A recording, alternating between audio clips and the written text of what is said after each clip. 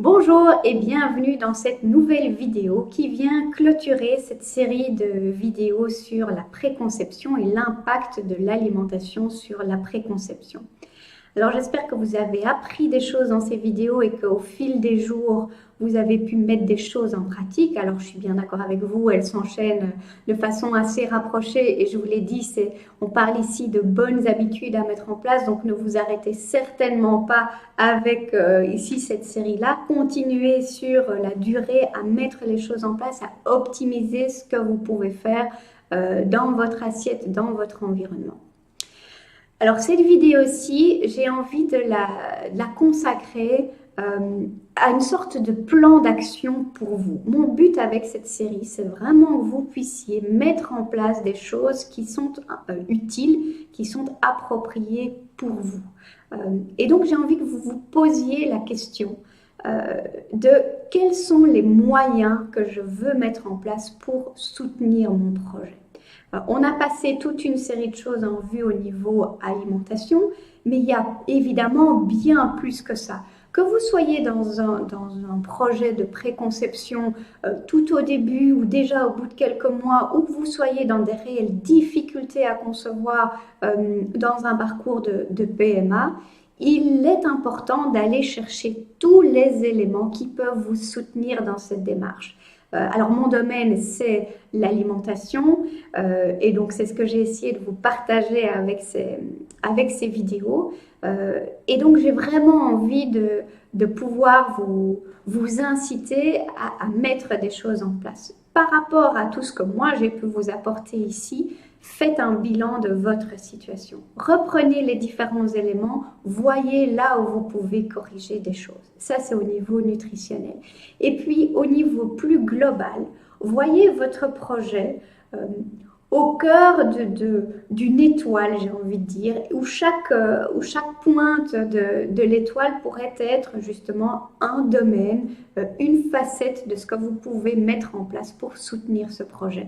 Alors, il y aurait évidemment un aspect alimentation, il y aurait aussi un aspect stress, par exemple, il pourrait y avoir un aspect médical, il peut y avoir un autre aspect au niveau peut-être relationnel, au niveau développement personnel. Donc, il y a plein de choses qui interviennent dans cette période de préconception. Et ça vaut vraiment la peine de se poser pour finalement faire un petit peu d'introspection et de voir où est-ce que vous en êtes sur ces différents éléments. Pas juste de vous dire, on a pris la décision, maintenant on veut que ça vienne. Profitez-en pour grandir avec ce projet, pour en faire vraiment une évolution, pour en faire un trajet personnel qui vous a apporté des choses, que ça soit de nouveau au niveau alimentation, au niveau personnel, au niveau relationnel. Il y a plein de choses que vous pouvez faire. L'idée ici, c'est vraiment de vous dire, faites de cette période de préconception une période active, pas juste une période d'attente. On attend de tomber enceinte et puis ça commence. Non, ça commence aujourd'hui. Vous avez plein de choses que vous pouvez mettre en place et faites-le. Alors, de nouveau, moi, mon domaine, c'est l'alimentation. J'espère que ça vous a bien aidé ces vidéos ici. Il y a évidemment moyen d'aller beaucoup plus loin. Il y a parfois besoin d'aller chercher plus loin aussi. J'ai essayé d'aborder des éléments clés.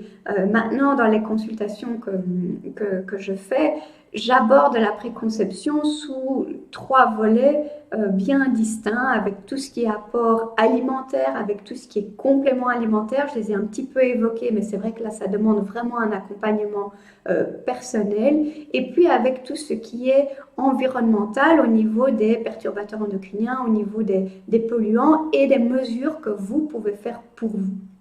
Donc évidemment, moi je serais heureuse de pouvoir vous guider plus en détail si c'est un des éléments qui doit être approfondi pour vous, si vous sentez qu'il y a encore des choses à faire de ce côté-là. Évidemment, ça serait avec plaisir à travers mes consultations qui sont axées sur la préconception.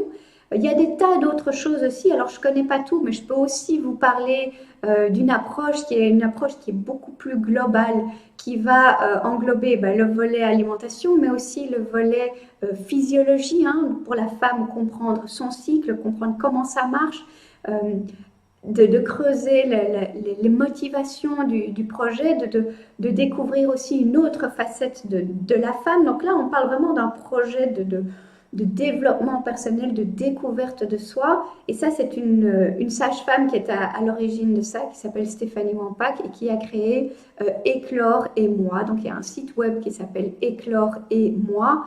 Je vous encourage à aller voir ça. Il y a des très chouettes choses à mettre en place au niveau de la préconception.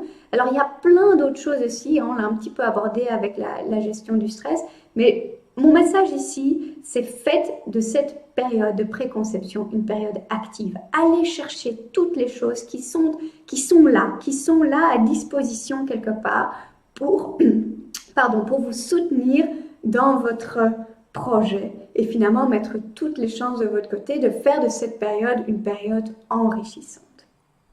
Alors moi j'étais ravie de pouvoir faire ces vidéos et si je peux vous retrouver à un moment ou à un autre dans votre projet, c'est avec plaisir. Et puis sinon, je vous souhaite bon vent et de mettre plein de bonnes choses en place pour vous.